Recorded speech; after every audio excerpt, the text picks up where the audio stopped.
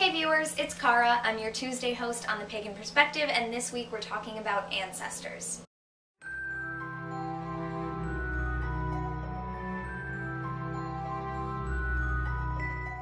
First of all, I'd like to thank Feather for subbing for Mo with yesterday's video on Monday, even though it was very short notice for her. Thank you so much for doing that. And for those of you who haven't watched Monday's video yet, please go and do that first, especially since now I like to refer to the Monday video sometimes. So we're talking about ancestors and ancestor worship as it applies to this time of year. Samhain is coming up, and Day of the Dead type things in other cultures are coming up around this time. So we're basically talking about whether or not we worship our ancestors or honor our ancestors at this time and how we do it. For me, ancestor worship is something that I've always thought was cool, but I have never really done personally. I think the big problem for me in the actual practice of it, like besides the fact that I'm at school and my family is at home and I haven't ever really been able to make time for my practice a lot because I'm in school and I'm busy. Besides all of those things, I think the real issue for me in knowing how to delve into trying to do ancestor worship is the fact that I'm so young. My grandmother is still alive. So I've got my mother, I've got my grandmother, and I don't know a lot of people in my family who have passed recently. My ancestors passed my grandmother. I don't really know them. I know their names, I've heard stories about them. Actually, I don't even remember all of their names. My grandma has something like 7 brothers and sisters, and they're all really Italian names, so I can never remember all of them. But my family history has always been something that's very interesting to me. The people who are really close to me in my family, like the closest person to me in my family that has passed is my grandfather. So I would definitely honor him, which I feel like I do a lot anyway. And I was only 4 when he passed, so I don't really know him, but I know him more than I know, all of my grandmother's siblings that have passed. So I think this is definitely a big place where age of the practitioner plays a role, because as Feather was talking about in her video, she and DR's parents have already passed. So they have someone very close to them who they can honor. And my mom, thankfully, is still with me. My grandmother, thankfully, is still with me. My aunts and uncles, and my cousins. So no one very close to me has gone. However, a non-family member of mine, someone who is very, very close to me, recently passed. You guys probably remember.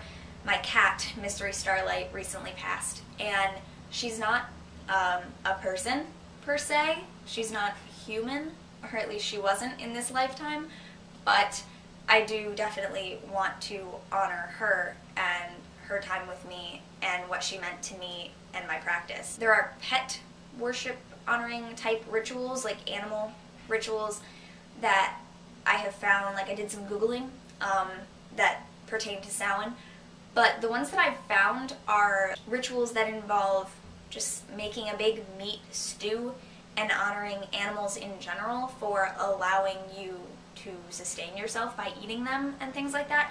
And that's not really the kind of animal worship I'm talking about. I'm thinking of it more as mystery being like one of my ancestors, being a person in my spiritual life who made a big impact on me. But yeah, so I think a big part of why I haven't been able to do anything is because I don't know how to approach it. Since I don't know my ancestors, I wouldn't know who to reach out to, who to honor, except for, all of them in general. But I feel like it wouldn't be as personal because I don't know them, especially if I get my mom involved. And that's the other thing, is I'm solitary, but I like to ask my mom to do things with me, even though she's not pagan. So that's where I kind of stop, and I'm like, I don't know if she would want to do this, so I either just never approach her, or I don't approach her soon enough, and then we don't get anything done. But I like to ask her because I feel like it's easier for me to make sure I get things done if I have someone else there doing it with me, because then I can't cop out of it and say, oh, I have time later, I'll just do it, because it's just me, so who cares. Probably don't even know if I'm going to be able to go home for the Halloween weekend this year, because I have rehearsal, and of course the night before I'm going to be on campus doing things. I don't have the time to do things. I don't have the means to do an altar thing here in my room.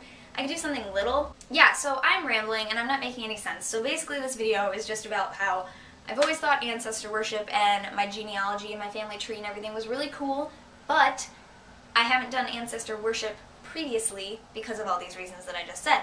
I would like to get into it in the future. And definitely when I have my own house, I will be doing these things.